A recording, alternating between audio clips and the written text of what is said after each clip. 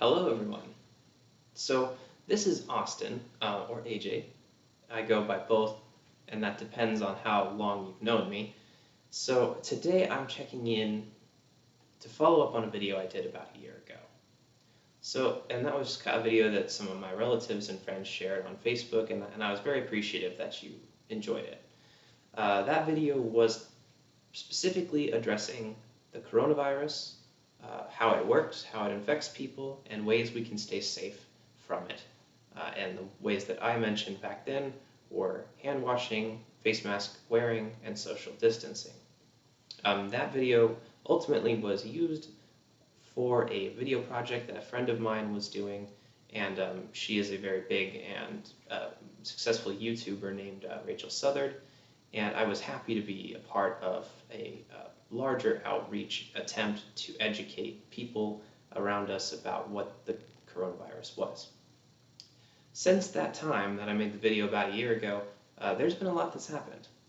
We've had forced lockdowns, we've had mask mandates, we've had an increased number of cases, and just recently, a few days ago, we just were informed as a nation that 2 companies had just finished phase 3 testing of their vaccine, which means that now these companies can start moving on to the process of distributing that vaccine to the public. Those companies were Pfizer and Moderna. Since that point in time, I've been getting a lot of questions from friends, family, and just passerbys on the street about this vaccine.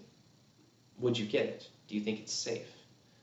Who do you think should get it first? First off, addressing the question, should I get the vaccine? So I just want to say that I think a lot of us in America have a very interesting relationship with vaccines. And I think the one vaccine that many of us get, and we kind of all internalize at a cultural level, is the flu vaccine.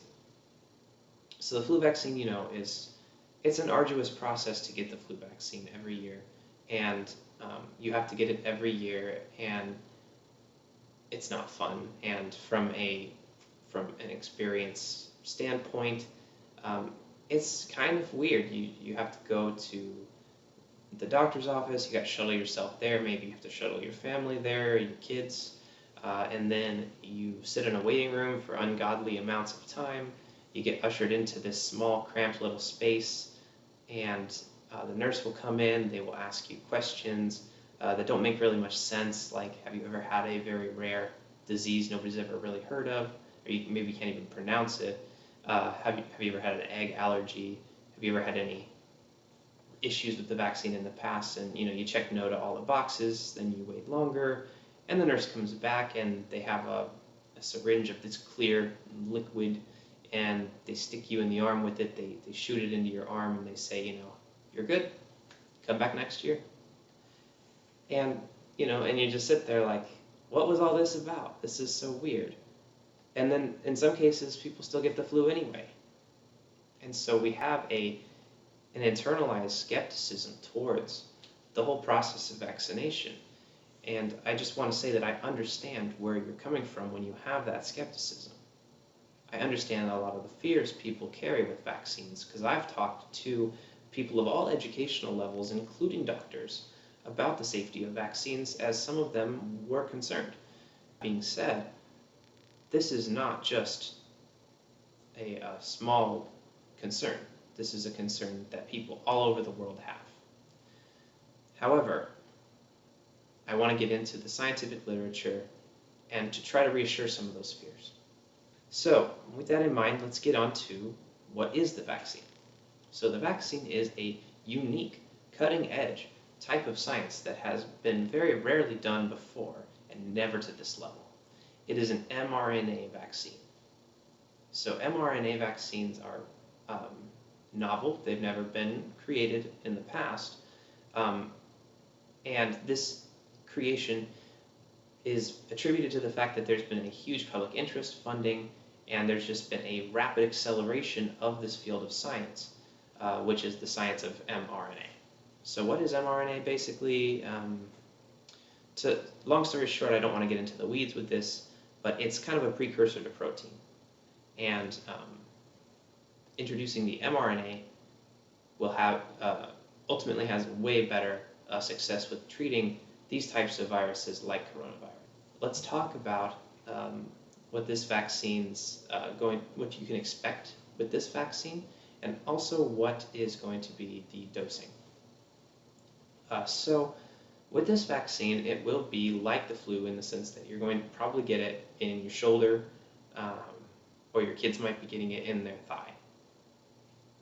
And it has about a 90 to 95% protection rate from coronavirus that we've seen at this current time, which vastly exceeds any flu vaccine we've ever gotten in the past.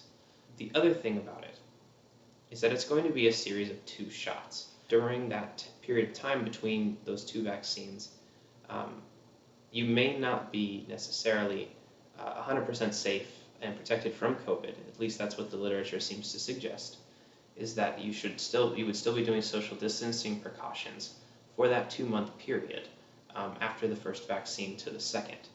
And then after the second, you will still expect to be social distancing for about 1 more month. And then we do know after that second period of time, after the second vaccine, after that 3rd month in total, you'll pretty much be protected at a 90 to 95% rate. So the second thing about the vaccine is that we are not 100% certain on the dose, but we have a good idea about what it will be. So it will either be in the range of 50 to 100 micrograms of this mRNA load. That's what Pfizer and also Moderna are looking at, is distributing that vaccine in about 100 microgram dose, which is, according to the research, the best possible dose to pursue. However, Pfizer may be going for a lower dose, so definitely keep your eyes out for that. The dose from Pfizer may be lower and provide less protection and have less side effects, whereas the Moderna dose might have a higher protection rate but more side effects. So getting onto the side effects, what would you expect the side effect profile to be? So it's going to be very typical to most vaccines. You're going to be seeing muscle and joint aching, fatigue, fever, chills, headache, nausea, and pain at the site of injection. A 1 in 10 chance of having one of these reactions at a moderate level. And on the second dose, you have about a 1 in 4 chance of having some kind of moderate reaction. For mild symptoms, the chances are a lot higher. You'll have about a 1 in 5 chance on the first dose of having mild symptoms related to the vaccine. And then on the second dose, it will go up to about a 1 in 3 chance.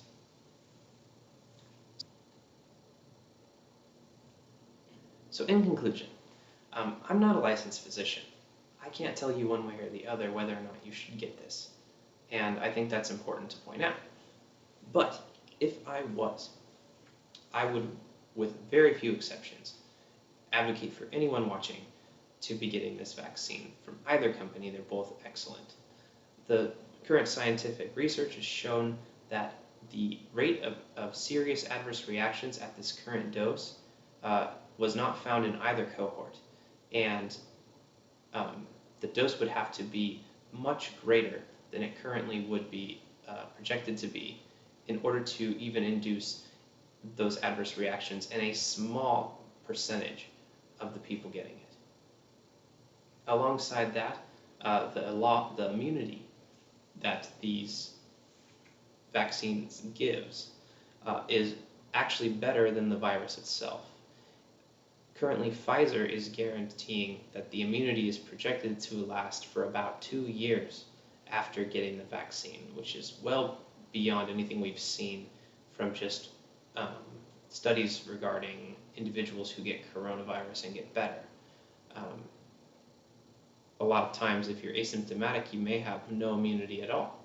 So this is an excellent alternative to just getting the virus. On top of that, getting the virus itself has immense risk compared to the vaccine. So ultimately, I just want to conclude as well and just say that I understand from a standpoint of being an American, valuing personal freedom, wanting to make my own choices about my health, uh, a lot of the concerns people have about this vaccine and the fears that people have about maybe having these vaccines forced upon them. Um, I encourage you all, don't let it get to that point. Take that personal responsibility and just pursue this vaccine of your own accord and get it knowing that it's safe.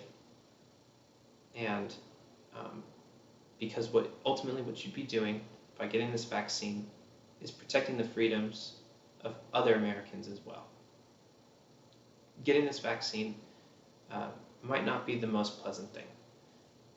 There may be adverse effects, just like any vaccine. It might not be comfortable. It might be difficult. It might be a chore. But please, I encourage all of you to do this not only for your own protection, but for the protection of everybody else around you.